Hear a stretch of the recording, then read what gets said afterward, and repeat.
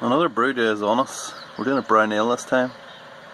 So I've got my batch barge going in the Pico boiler there. The other boiler's got the 12 litres of water in there, so we're just getting it up to temperature and we'll be getting ready to boil as soon as that sparge is finished. Hello, happy Homebrew Wednesday. So yeah, as you've seen from that last video, it's a brew day. I've got it on outside. We're doing an American brown ale. I'm running short on dark beer, so I fancied something. I'm not ready to do stout yet. I'm trying to figure out what kind of stout I want. So I thought, you know, a brown ale, who doesn't like a brown ale? So I'm going to do an Americanized version. My last brown ale was an English brown ale, turned out absolutely fantastic. So I've kind of built the recipe based on that, but with American hops. I'm trying to keep it restrained, trying to restrain the hops, because I want that kind of lovely maltiness, you know, the chocolate. I want a bit of chocolate and caramel in there as well as the nice clean citrus hops as well. So yeah, let's see, what have I got? So as far as the malts go, it was an overnight mash again last night, so I'm hoping for a good efficiency like I got the last time. We've got 4 kilos of pale malt. We've got, I'm using Caramunic, 200 grams of Caramunic this time. Caramunic 1. So that's where I'm, shit, hold on, not always the way, that's the end of the sparge. So yeah, Caramunic 1, that's hopefully going to give me that nice little caramel taste I'm after. Got some carapils in there. I've got some chocolate malt. So 100 grams of carapils, 250 grams of chocolate malt, and I've also put some rye in there. I got really good results putting in 200 grams of rye the last time, so I'm going to try it this time and see what we've got. So yeah, that's the malts. As I say, it was an overnight mash last night. Hops then. So for bittering, I've got 10 grams Magnum. This is all stuff that's in the freezer. I like to get rid of it. So the other 2 hops, there's only going to be 3 hops in this, Magnum, and then the other 2 hops are going to be Cascade and Centennial, which go brilliantly together. So I've got 3 hop drops, so there's one at 20 minutes, one at 5 minutes, and one at flame out. This is 10 grams each of Cascade and Centennial, and then we have, these 2 are the same, so 5 minutes it's 20 grams Cascade, 25 Centennial. That's the same for that. Flame out. Not huge. I'm trying to, as I said before, trying to restrain the hop flavour. So it's coming in about 42, 43 IBUs, and it should be in around 5%. So it's not, well, what is an American brown really? There's one beer that it's hard to pin down exactly what it is. It will probably be an American brown. So I don't know. That's what I'm doing anyway. So the only other thing then that happened was when I was heating the sparge water. So you've seen in the very first video that I have the Pico boiler, the plastic, the insulated plastic boiler. It comes with one of these leads.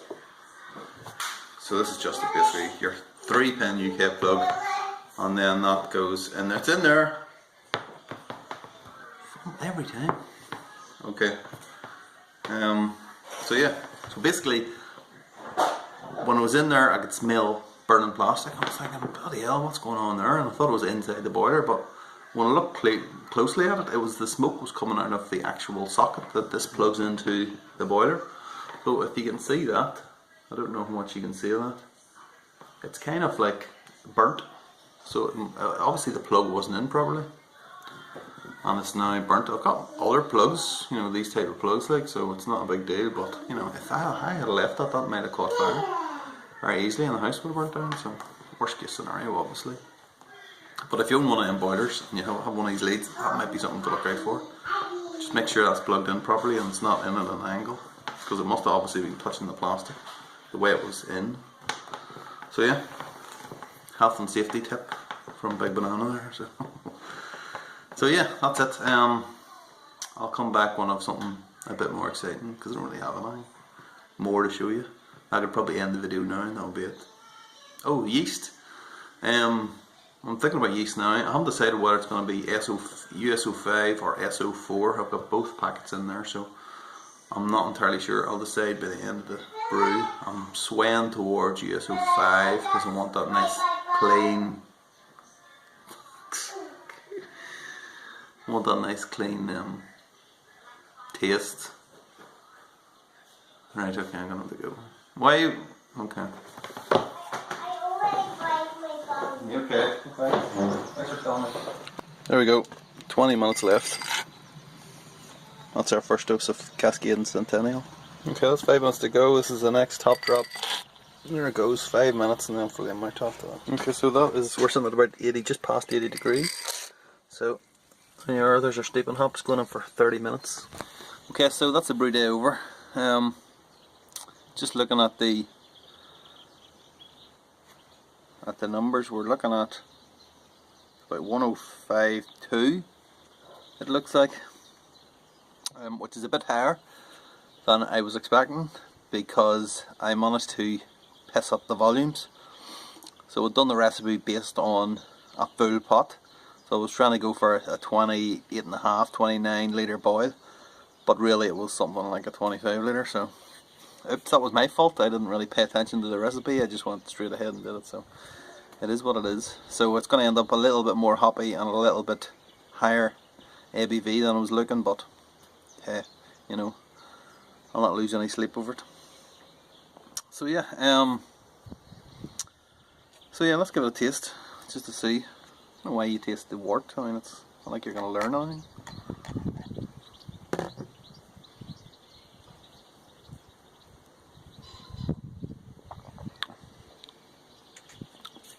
Oh, tell you what, that is nice. Get a little bit of that citrus already.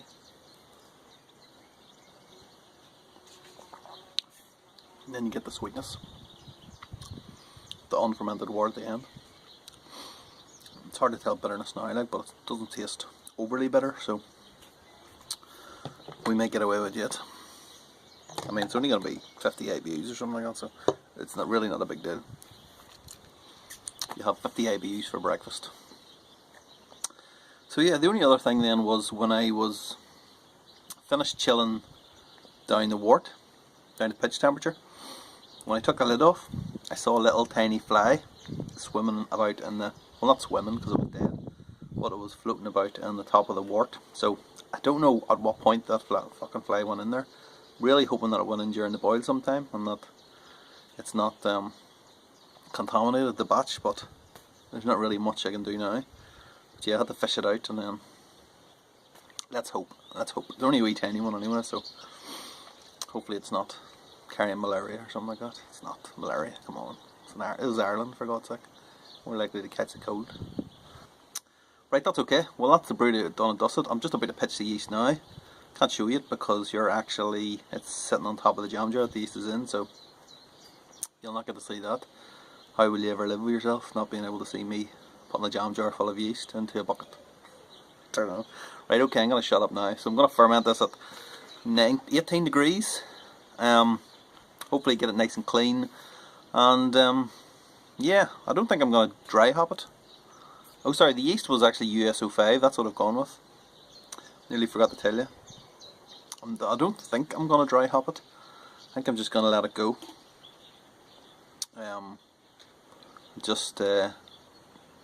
I'll just maybe get a nice little smell of the malts in there as well too, the aroma of those, so I want them coming through as well. So I don't think I'm going to dry hop, but you never know, anything could happen within the next week and a half, who knows. So anyway, that's me, so have a happy homebrew Wednesday, and I'll see you next week.